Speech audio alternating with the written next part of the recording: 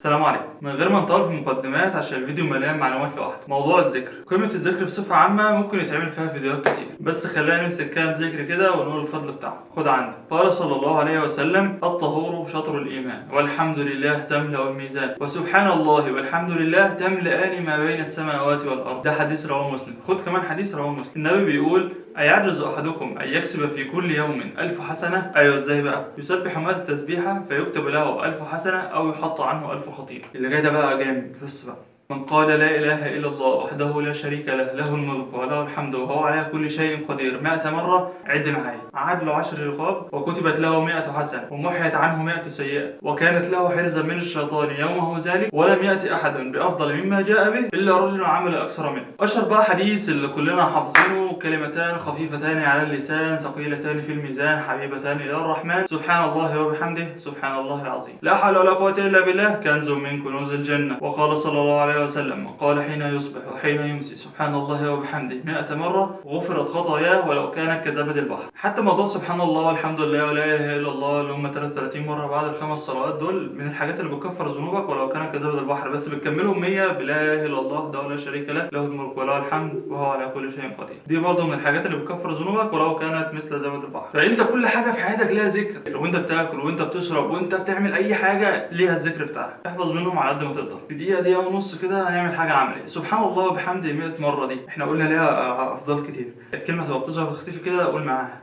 يلا نبدأ.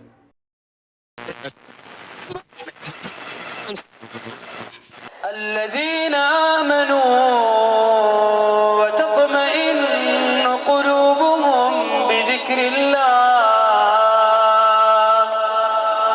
ألا بذكر الله تطمئن القلوب، ألا بذكر الله تطمئن القلوب. اسمع يا طفشان، ألا بذكر الله تطمئن القلوب. اسمع يا مهموم، ألا بذكر الله تطمئن القلوب. اسمع الحل يا حزين، ألا بذكر الله تطمئن القلوب. الذين آمنوا وعملوا الصالحات طوبى لهم، طوبى لهم، طوبى لهم وحسن مآب.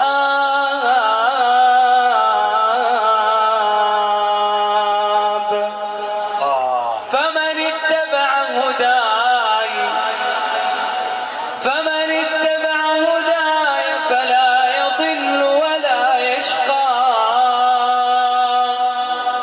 ومن أعرض عن ذكري، ومن أعرض عن ذكري فإن له معيشة ضنكا.